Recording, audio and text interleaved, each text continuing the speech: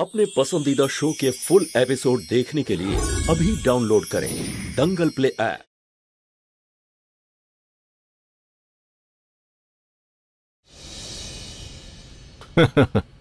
যাকে ভালোই হয়েছে, মিটিংটাও ভালো হবে আর তুমি ইনভেস্টার্স বাইরে থেকেও পেয়ে যাবে। কিন্তু লাকি, একটা কথা মনে রেখো বাবা, টাকা তো তুমি পেয়ে যাবে, কিন্তু নিজের সম্মান আর যদি প্রতিষ্ঠা অর্জন করতে হয় তাহলে যে টাকাটা নিয়েছো সেটা সময়ের মধ্যে ফিরিয়ে দিতে হবে। মনের মধ্যে হাজার রকমের কথা চলে, কিন্তু আমরা ইনভেস্টরদের জন্য অপেক্ষা করব আর তারপরে কাজ শুরু করব। আচ্ছা বাবা, একবার আমাদের কাজটা শুরু হয়ে যাক, তারপর আমরা আমাদের একটা অফিস খুলবো। আর বাবা, তুমি অফিস সামলাবে আর ফিল্ডের সব কাজ আমি দেখব।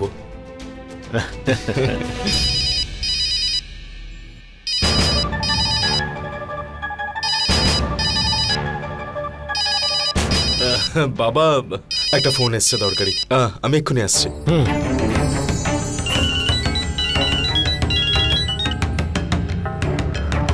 হ্যাঁ ভুবন। গুড্ডু দাদা, এক্ষুনি দেখলাম ললিতা ম্যাডামকে বাড়ি থেকে বের হতে। হ্যাঁ মা। লাকি, যতক্ষণ না আমি বলছি তোদের ড্যাডকে রঞ্জুর বাড়িতে ঢুকতে দিবি না। যেভাবে হোক কথায় কথায় ওকে আটকে রাখিস। ওকে ঠিক আছে ভুবন, তুমি নজর রাখো ললিতার উপর। ও কখন ফিরছে, কে আসছে, কে যাচ্ছে, সব খবর চাই আমার। আচ্ছা ঠিক আছে।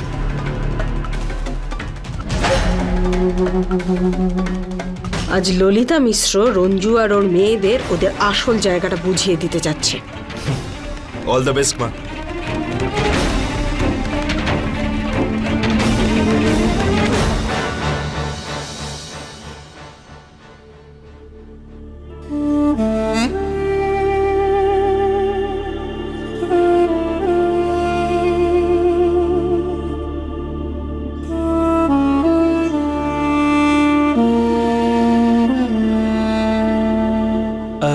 শালু, ওই জলটা একটু দেবে?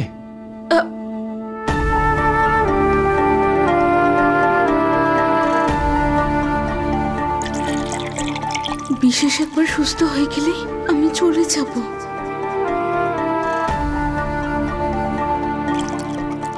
শালু, জল পড়ে যাবে। সরি।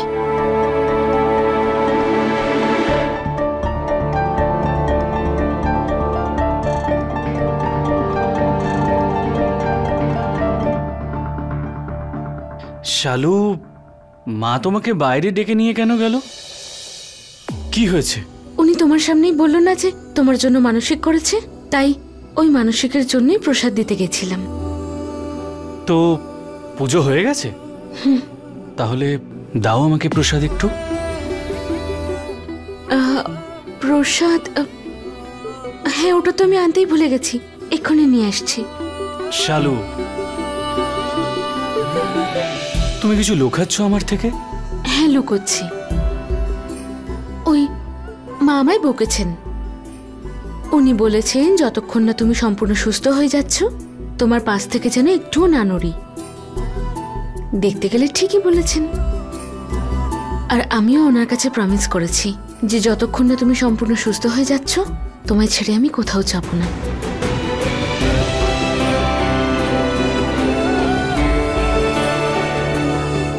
এবার দেখবে তোমার এই ভালোবাসা আমাকে খুব তাড়াতাড়ি সুস্থ করে দেবে।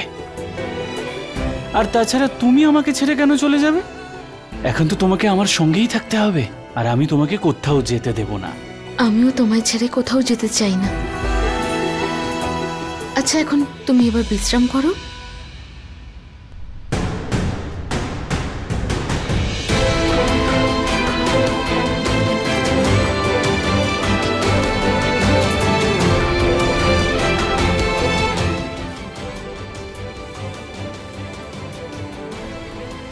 আমি জানি শালু, তুমি আমার থেকে কিছু না কিছু লুকাচ্ছ, কিন্তু তুমি চিন্তা করো না, আমি ঠিক হয়েই সবকিছু ঠিক করে দেব।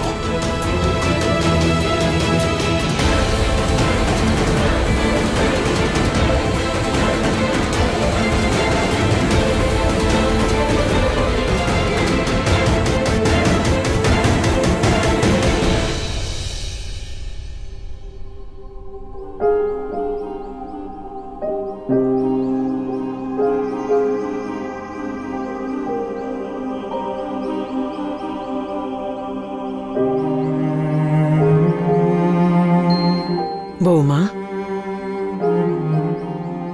কি হয়েছে?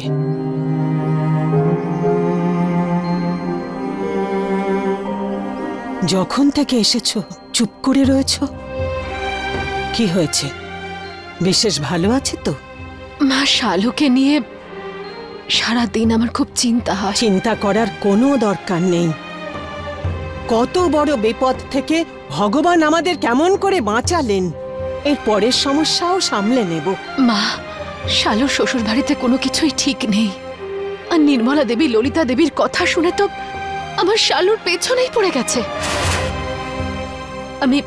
আমি জানি শালুর মনের জোর ভীষণ, কিন্তু একবার বিশেষকে ভালো হয়ে যেতে দাও, তারপরে একসাথে বসে কথা বলবো। এই সমস্ত শ্বশুরবাড়ির সম্পর্কগুলো খুব সমস্যার সৃষ্টি করে, সেই ক্ষেত্রে বসে কথা বলে সমাধান করতে হয়। আর যদি এই ক্ষেত্রে ললিতা থাকে, তাহলে ওকে আমাদের মধ্য থেকে বিদায় করাটা দরকার। মা, একটা কথা জিজ্ঞাসা করব? তোমার সেলাই সেন্টারে ড্রাগসের প্যাকেটগুলো এলো কোথা থেকে? আমি জানি না রে মা, ওখানে আমি আর কয়েকজন মেয়ে ছাড়া তো আর কেউ ছিলও না। আমার কিন্তু এই লাকিকে যথেষ্ট সন্দেহ হয় মা। আচ্ছা, ওই লাকি আবার ললিতা মিশ্রর কথা শুনে এইসব কাজ করছে না তো?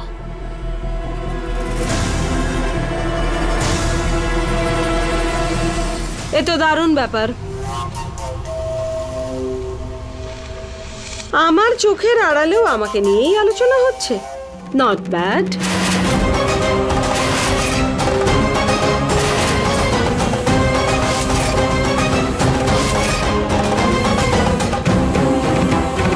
আর তোমরা যাকে সন্দেহ করছো না, সে তার মাকে ছেড়ে তোমাদের কাছে এসেছে। তোমরা তো এমনই ভাববে। এত নোংরা চিন্তা ভাবনা শুধু তোমাদেরই হতে পারে।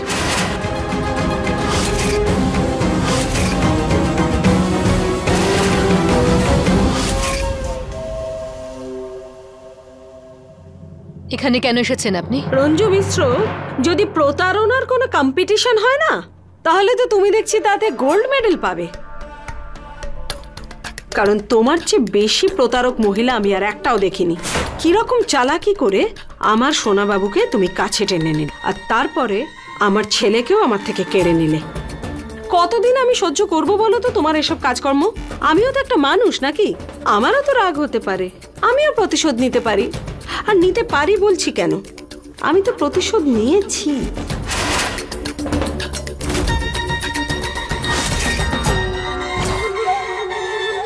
তুমি আমার মাথার মুকুট কাটতে চেয়েছিলে না? আমি তোমার মাথার ওপরের ছাদটাই কেড়ে নিয়েছি।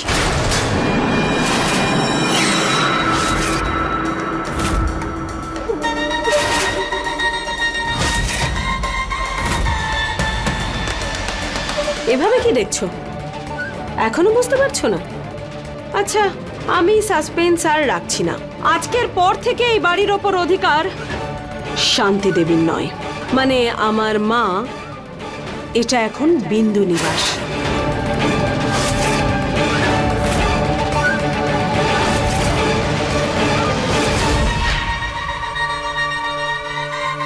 বিশ্বাস হলো না? মা,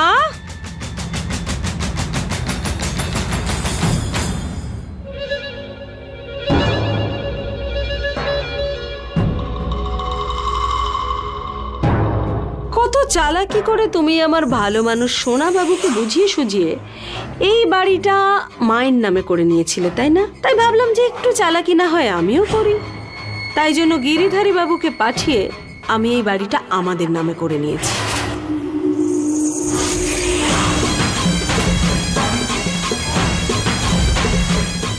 মানে আমার মা বিন্দু বিশ্বাসের নামে।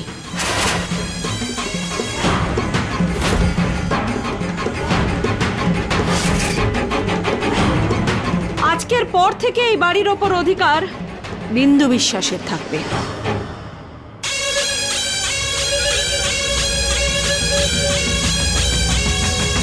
শান্তি দেবীর নয়। এই হলো ডকুমেন্টের ফটোকপি, মন দিয়ে দেখো।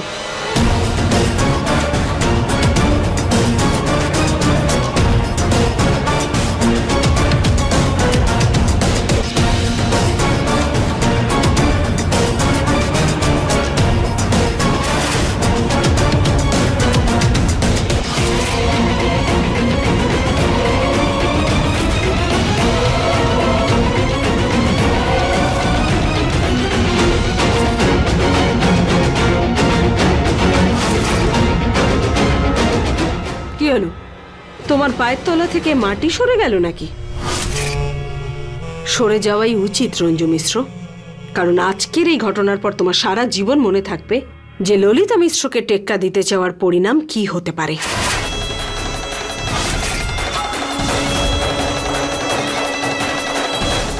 আর তুমি বুলবুল মিশ্র, আমি শুনেছি যে এক মহিলা নাকি তোমার বিরুদ্ধে কেস করেছে তার মেয়েকে মারধর করার অপরাধে। আমি তোমাকে জানাতে চাই যে ও শুধু এটুকুতেই ক্ষান্ত হয়নি, ও কালেক্টরের অফিসে গিয়ে তোমার নামে কমপ্লেনও করেছে তোমার কুস্তি সেন্টার বন্ধ করে দেওয়ার জন্য।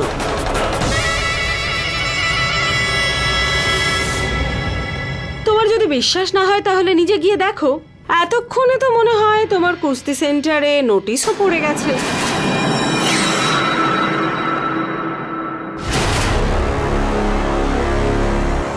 কি বললে? মিথ্যে, অসততা সবকিছু তোমার মধ্যে বসে আছে, আর এই সবকিছু তোমার মা তোমাকে শিখিয়েছে। প্রথমে তো আমার ছেলেকে মায়াজালে ফাঁসিয়েছো, আর তারপরে ওকে বাড়ি থেকে ছিনিয়ে নিয়ে নিজের কাছে রেখে দিয়েছো, আর তারপরে মিথ্যে কথা বলে সমস্ত সম্পত্তি নিয়ে নিয়েছো। এই তোমার আর তোমার মায়ের কর্মের ফলের হিসেব করতে গিয়ে ভগবানের হাতও কাঁপবে। মা, আপনি দয়া করে থামুন। ততটুকুই বলুন যতটুকু আমি সহ্য করতে পারি। তা না হলে কিন্তু আমি ছোট বড় কিছুই মানব না। আর আমি যদি চাই না, তাহলে তোমাদের সবাইকে এই মুহূর্তে ধাক্কা মেরে বাড়ি থেকে বের করে দিতে পারি।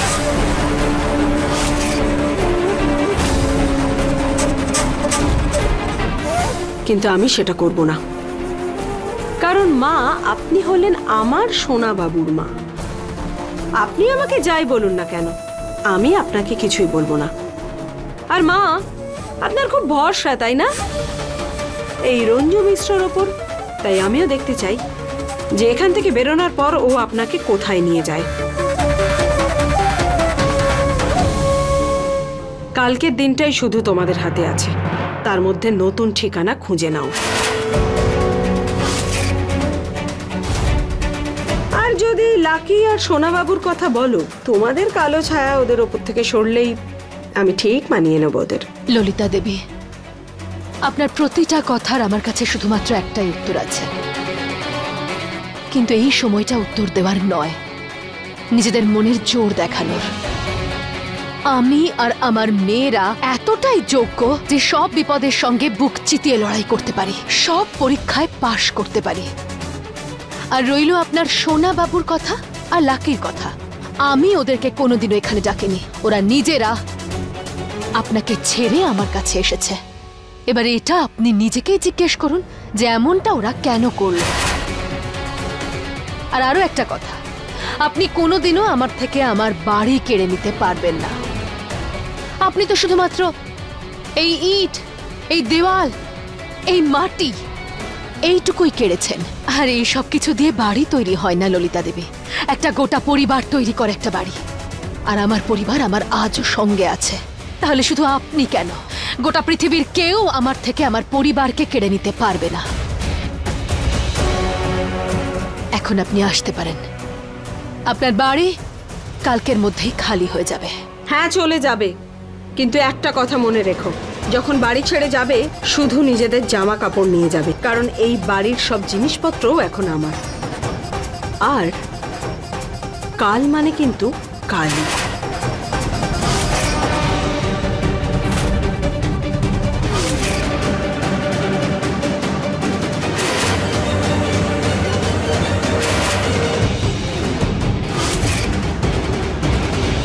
চলো মা।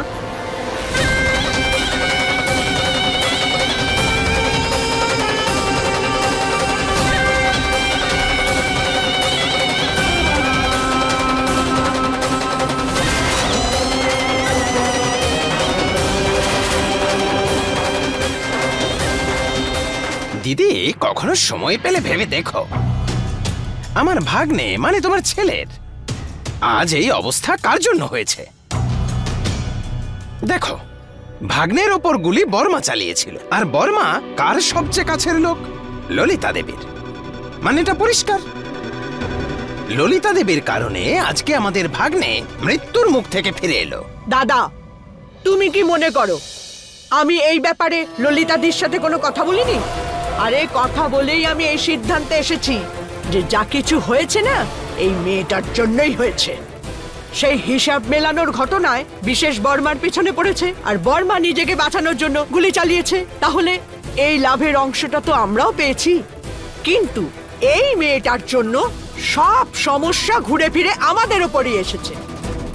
আমি তখন শুধু এটাই চাই, বিশেষ তাড়াতাড়ি সুস্থ হয়ে যাক আর এই মেয়েটা বাড়ি থেকে বিদায় হোক, তারপরেই আমার মনে শান্তি আসবে। বিশেষ আমার আর মায়ের মধ্যের দূরত্ব যতই কমানোর চেষ্টা করছে, মা সেটা ততই বাড়িয়ে দিচ্ছেন। আর যদি এই সব কিছুর পিছনে ললিতা ম্যাডামের হাত থাকে, তাহলে আমার এখন কি করা উচিত? কে জানে কোন ধাতুতে গড়া এই রঞ্জু মিশ্র, তাই এসে দাঁড়িয়েছে। তবু এখন ওর অহংকার গেল। আরে বজ্জাত বুড়িটার সাহস দেখেছিস? কত কিছু বললো আমাদের দুজনকে। হ্যাঁ, তুই যা করেছিস না ললিতা, একদম ঠিক করেছিস। যখন খোলা আকাশের নিচে রাত্রে থাকতে হবে না, তখন টের পাবে আসল মজা। আরে এই লোকগুলো এই ভুল ধারণা নিজের মধ্যে থেকে বের করে দিন।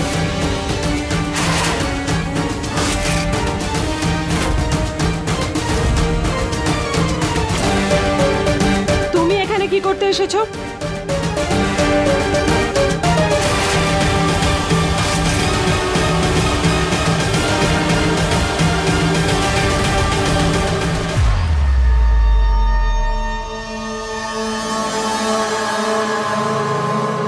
শান্তি দেবীর 4 জন নাতনি এখনো জীবিত আছে, আর তারা ওনাকে রাস্তায় নয় বরং নিজের চোখের মনি করে রাখ। তোমাদের সত্যিই অত ক্ষমতা আছে যে ওনাকে রাখার কথা বলছো? তোমাদের নিজেদের অবস্থাই তো এখন টাইট। আর যদি তুমি এটা ভেবে থাকো যে সবাইকে তুমি তোমার শ্বশুর বাড়িতে রাখবে, তাহলে মনে রেখো তুমি ওখানে তুমি নিজেই আর মাত্র কদিনের অতিথি। আপনি আমার চিন্তা করবেন না, আপনি নিজের চিন্তা করুন ললিতা ম্যাডাম। একবার ভাবুন, যদি বিশেষ পুলিশকে সব বলে দিত যে যখন ওর গুলি লেগেছে তখন গোডাউনে ভিকিও উপস্থিত ছিল, তাহলে কি হতো?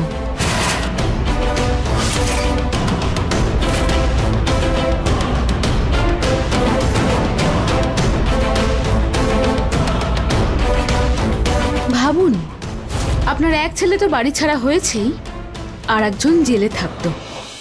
আপনি কি মনে করেন আমি জানি না যে আমার শাশুড়ি মা আজকাল আপনার এত গুণগান কেন করে?